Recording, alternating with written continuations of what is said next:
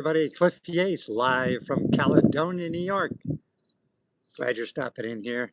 I know people jump in and out in the shorts feed because when I go live on vertical mode, people are jumping in and out of the shorts feed, and so I get to connect with people who aren't already subscribed to my channel.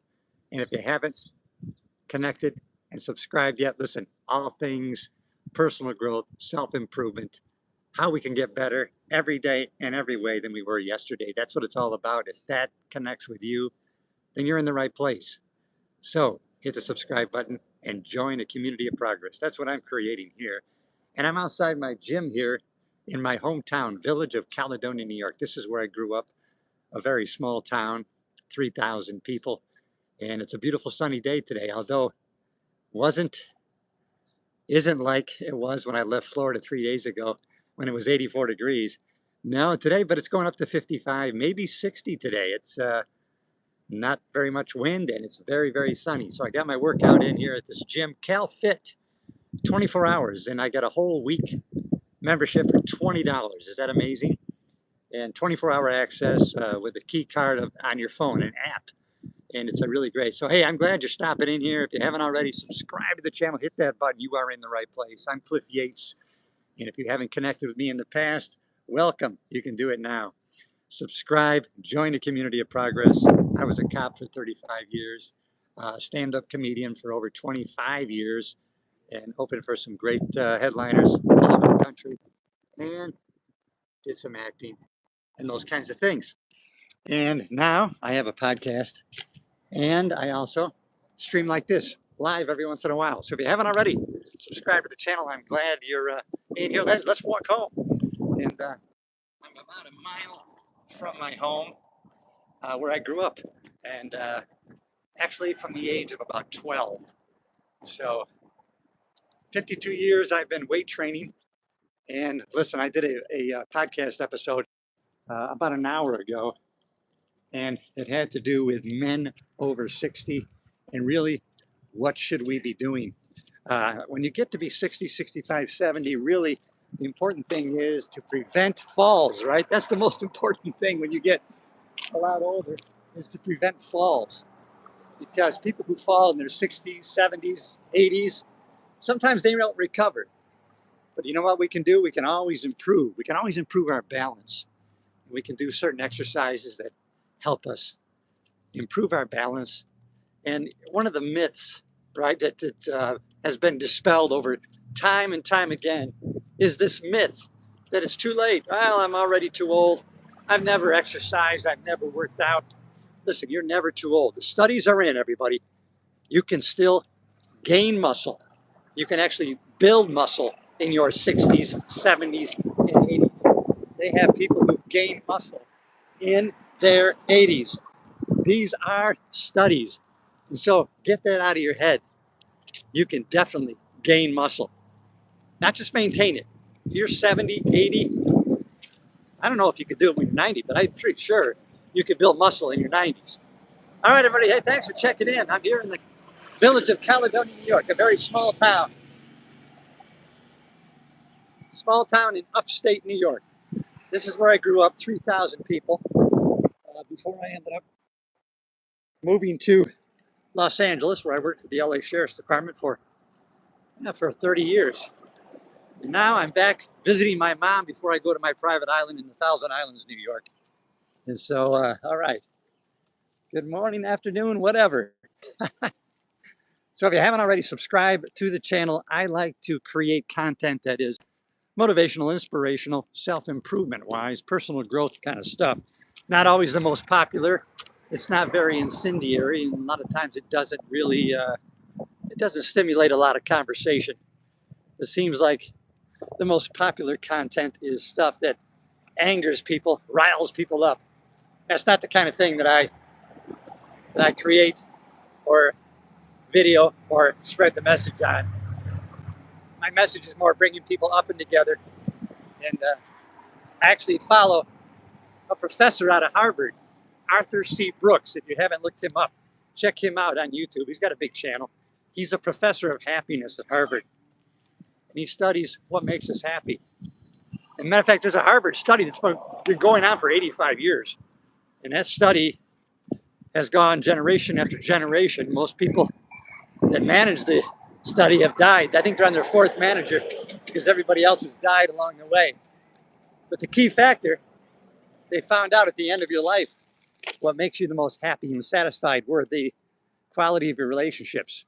You didn't have to have a quantity, but if you had several deep relationships, not just surface level, that made people the most happy and satisfied in their life. Now, up to a certain extent, money did play a role. Money played a role in happiness, up to a certain amount of money. Then after that, it played less of a role. After a certain amount of, I think it was in the 60s or 70s when they discovered, well, after you've met certain needs of housing and food and, the minor luxuries in life, adding more money didn't move the needle as much as far as happiness is concerned.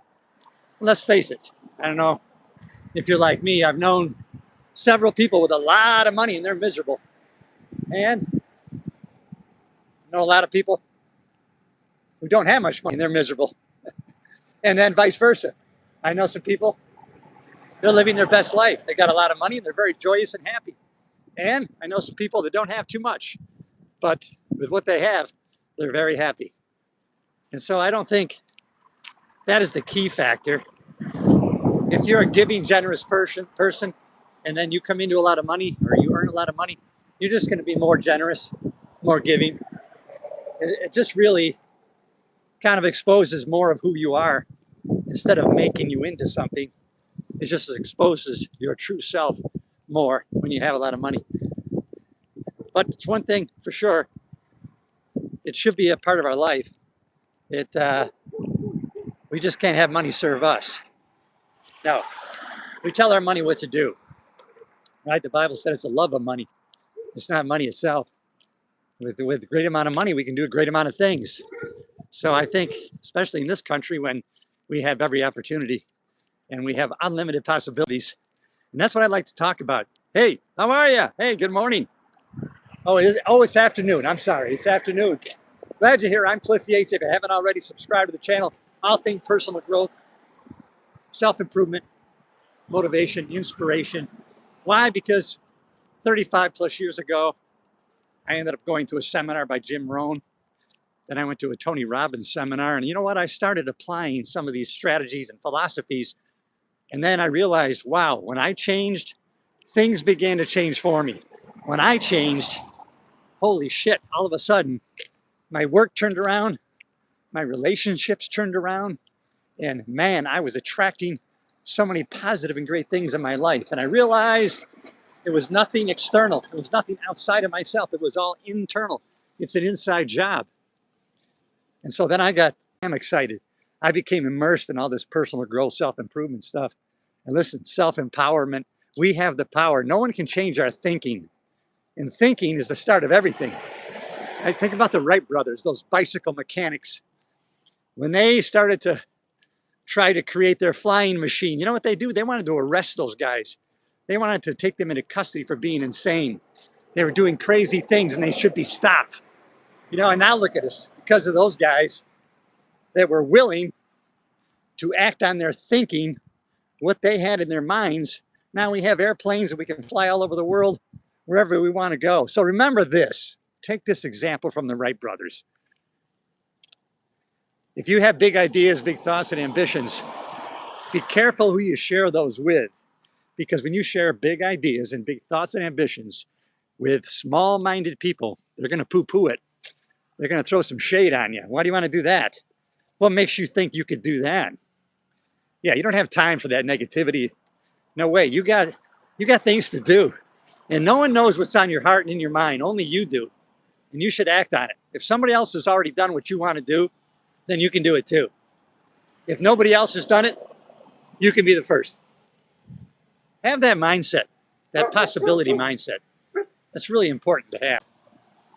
If you got that, I'm telling you, you're going to look back on your life when you start acting with this kind of mentality.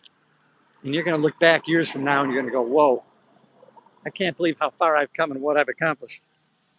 I got more confidence in your ability to achieve great things than you doing yourself, believe me. Hey, all right, French red. I like it. Beautiful. Good afternoon. Thanks for checking in here. If you haven't already, hit that subscribe button. You guys are awesome. Hey, I love the positive comments today. Hey, let me know where you're from. Thanks for checking in here. Alrighty. I'm in upstate New York, everybody.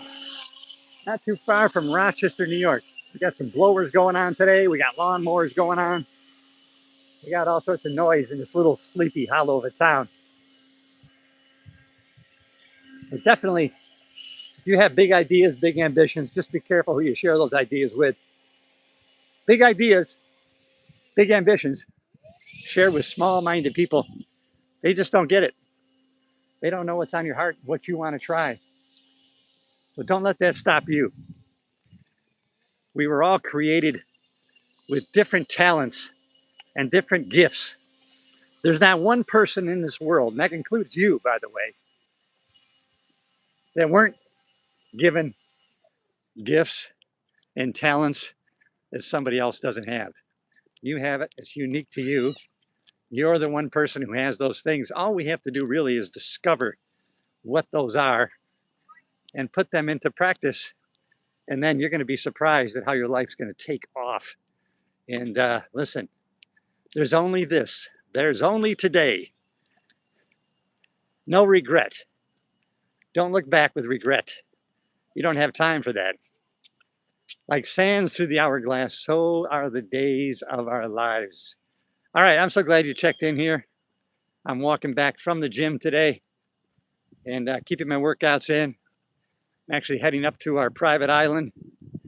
I guess now it's my private island only in the Thousand Islands, New York. I'm surprised how many people don't know about the Thousand Islands, New York. That's where the dressing name came from, Thousand Island dressing. Yep, back in 1905, one of the original owners of the Waldorf Astoria was building a big castle in the Thousand Islands, New York, Alexandria Bay, and he made up the recipe for Thousand Island dressing. And then he tried it in the restaurant at the Waldorf Astoria, and it took off. And now, Thousand Island dressing, it's everywhere. But not everybody knows the history. George Bolt is the guy who came up with Thousand Island dressing. A little bit of trivia for you today. That's just my free gift to you. But in exchange, subscribe to the channel because I want you to join a community of progress. And then you can be crazy motivated too, if that's what you want to do. You know, it's what you want to do. It's deciding, what do I want to do next? Because sometimes we change ports, we change destinations. The important thing is that we are genetically wired to always be expanding and expressing. That's how we are wired. That's why we feel the most fulfilled when we are making progress towards a worthy goal. When we're making progress towards a worthy goal, we feel most satisfied. That doesn't mean necessarily that we're going to achieve our goal. That doesn't mean necessarily that we're going to get to that destination. As a matter of fact, sometimes we change. We change where we want to go and what we want to do along the way. But it was most important that we got the boat out of the slip into open water and we started heading for that destination. Put all the joy in the journey too, by the way. You don't want it in the end because you're going to achieve your goal and you're going to celebrate. You're going to pop the top on that champagne bottle, but that fades really quickly. And then you realize the celebration was a short amount of time and you didn't spend that much time there, but the journey, that was 90% of your time. And so if the joy is actually in the journey, and I know it's become such a cliche that it's, you know, it's poo-pooed and sounds like bullshit, but it really isn't. It really is in the journey. Sometimes you achieve something or, yeah, and then you look back and you think, wow, you know what? It was the tough times along the way that really, that really meant the most. Look at this small town. Look at this street here. There's not even any sidewalks on this street. This really is a small town. This is a town in upstate New York where you can just leave your doors open, unlocked. Crime is little to nothing. You could leave your house open for 6 months and it would be fine. No one's around. Of course, you don't have a lot of amenities in this little village. You don't have a movie theater. You don't have street lights. You don't have a lot of things. You gotta, but you know what? We're mobile now. We have cars, so we can drive wherever we want to go, whatever we need. Yeah, even from here, it's 20 minutes away. Hey, if you haven't already, subscribe. Bang that subscribe button, everybody. I'm going live for a couple different reasons today. First of all, like probably you, we're all sick of the freaking, what do you call it? The AI generated BS content. And I like to go live because then you know it's real. You know it's me. You know it's not AI generated. You know it's authentic. And when I'm speaking from the heart here, you also know that I'm not reading from notes. I'm not looking at a teleprompter. No BS like that. I'm speaking from what I already know, what I've tried and done. You know, I know the results that I got. Listen, everything that I talk about, I'm learning from other people. There's hardly anything that's new or newly discovered. It's things that we've learned from past people, and now we've applied it in our lives, and it is specific to us. And that's why I like to share these things with you. Hey, you know what? I learned this. I tried it. This is the results I got. I want you to try the same thing. Listen, I'm 68 years old. My testosterone is over 800. Why is that? I don't have a TRT program, testosterone replacement therapy. I don't take that. How did my testosterone get so high? I think it's a combination of several factors. I sprint once a week. I deadlift once a week. I jump rope, and I upped my protein grams to 180 to 200 grams per day. I think it's a combination of all those three that skyrocketed my testosterone for the past year. Last March, it was 709, and then in December, it was 1,089, and I just had it done 2 weeks ago, almost a year now, and now it's 800. Fluctuated a little bit, and each time that I was fasted, and each time it was around noon, about the same time of day. So that's pretty accurate, I believe. Hey, how are you, everybody? Good afternoon to you. Thank you. Wow, all over the world. Hello, people from all over the world. That's what's amazing. This very place right here, this very place when I was 16 years old, I used to pick up my dad's Super 8 movie camera, and I used to make movies right here in this yard, right here, with my friends, my neighbors, and then I would take the film, get it developed, and then about a week, 10 days later, I would I would get it and I would put it in the projector, and I had a nice screen, right? And then I would play the movie for my mom, dad, neighbors, and friends. And now I can turn on a camera and broadcast to the world. Never been a better time to be alive. Never been more opportunities. You know, the news media, people will tell you that these are the worst of times. Things are terrible. Things are bad. They're really trying to keep you on their platform, you know, just through the fact that we have a proclivity for negativity because our brain is set up that way to keep us alive. Right? The paradigm in our head says, wait a minute, stay in the cave. You're safe. You're not dying. Why are you expanding? Why are you leaving the cave and you're trying to go out there and do more things? Listen, there are no more cavemen. There are no more dinosaurs. We can go out there and we can attack the world and we can change the world. If you start with yourself, you can't imagine the changes that are going to happen to the people around you. You're going to influence people in a positive way. Just like you see people influencing people in a negative way, take the opportunity to start influencing people in a positive way. And I'll tell you why you want to do it. Because there's no greater joy. To have a positive impact on other people, there is no greater joy. I've experienced it. I've done it. I like it. I continue to do it. And so, listen, I don't have 1 million followers or 1 million subscribers, but I can get one more today if it's you. If it's you, I want to connect with you. Granted, the best way to connect with somebody is one-on-one across the table, cup of coffee, maybe a glass of wine, look each other in the eye. There's no better way to connect with somebody and interact. But the next best thing, just like this, I get to connect with you no matter where you are in the world. And you know I'm live right now, and I got some great content out there, and more is coming. I got the podcast. I have some great guests that I'm going to be having in the next few months. Hey, if you haven't already, subscribe to the channel. I know people are jumping in and out of the shorts feed, but I'm all about, hey, what can we do next? What is the possibilities that are before us? How can we be better today in every way than we were yesterday? That's an exciting thing. You want to create goals and ambitions that get you out of bed in the morning. You cannot wait to get after the day because of what you have to look forward to. A picture that you've painted in your future that you're moving towards. You've created an image because you have an imagination.